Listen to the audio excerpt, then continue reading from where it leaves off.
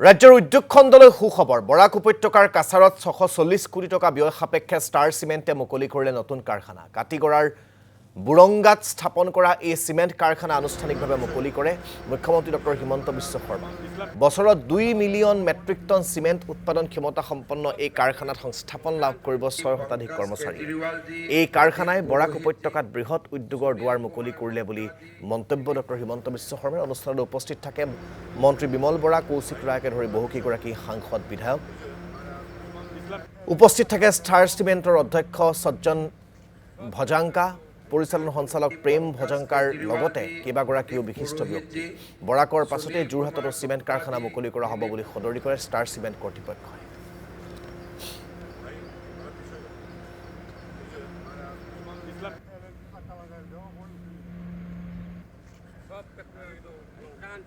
पंकज केजरीवाल जी प्रदीप पुरोहित जी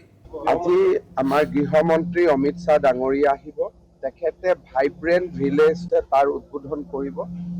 অহাকালি তেওঁ গুৱাহাটীলৈ যাব CRPFৰ পেৰেডত ভাগ ল'ব আৰু বিয়লি কচুতলিত আমি যি ট্ৰাইবেল বেল্ট এণ্ড ব্লকত উচ্ছেদ অভিযান কৰিছিলোঁ সেই স্থানত এটা অসম পুলিচ বেটেলিয়নৰ নতুন চৌহদ এটাৰ কাম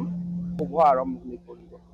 এটা ট্ৰাইবেল বেল্ট এণ্ড ব্লক আছিল তাতে এনক্ৰোচমেণ্ট আছিলে আমি খুব ষ্ট্ৰংলি সেই এনক্ৰোচমেণ্ট আমি আঁতৰাইছিলোঁ